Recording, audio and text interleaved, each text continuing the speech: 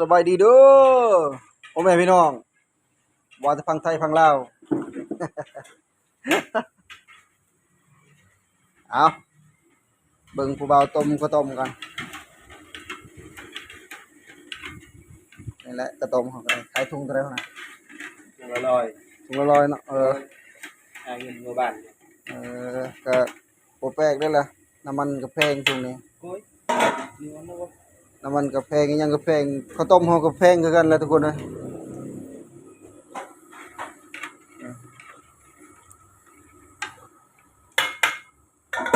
ซื้อรถแพงแล้วยังบ่พอยังไปซื้อน้ำมันแพงอีก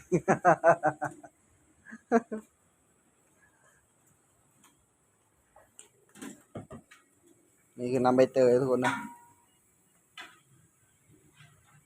ไปใส่ข้าวมันจะหอมใบเตยหอมน้ำใบเตยบ่คือหอมแก้มนะ ไปต่อเลยเด้อนั่นอยู่เนี่ย น้ำจะนะ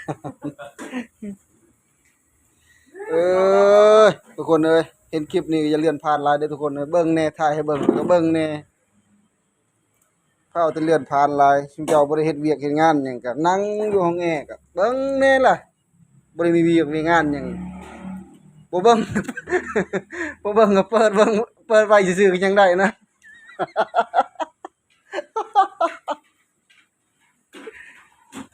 นี่แหละบ่เฮ็ดงานเฮ็ดการก็ได้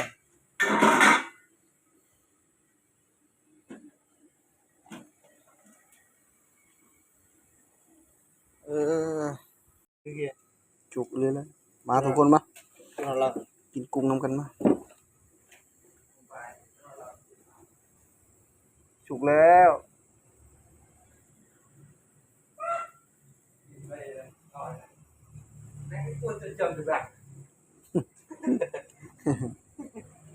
ย่อย5-6โมงรถดอยจีน แกะแล้วไปน้ำกินไหม บ่หิวบ่อยาก กินโยงนุ่มงับเตอจ่ายอยู่ยังยัง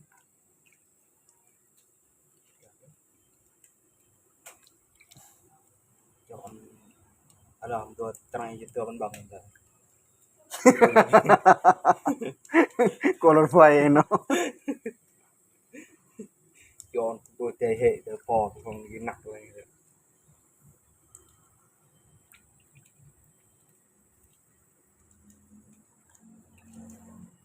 แสดงว่าจะแต่ก็ยังไม่เกลาเด้อคือเหตุ chị hiểu không? Chặt lầu lưới nó này cái nào đây phải chặt chơi chặt địa cho cái thì đây mà sai này tự bắn bằng việc cột tập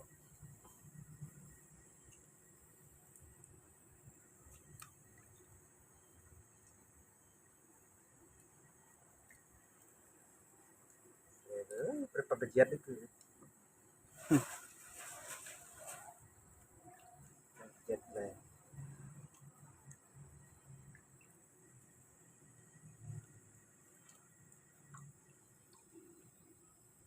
men pan lagi nggak bar มินตายหมดแล้ว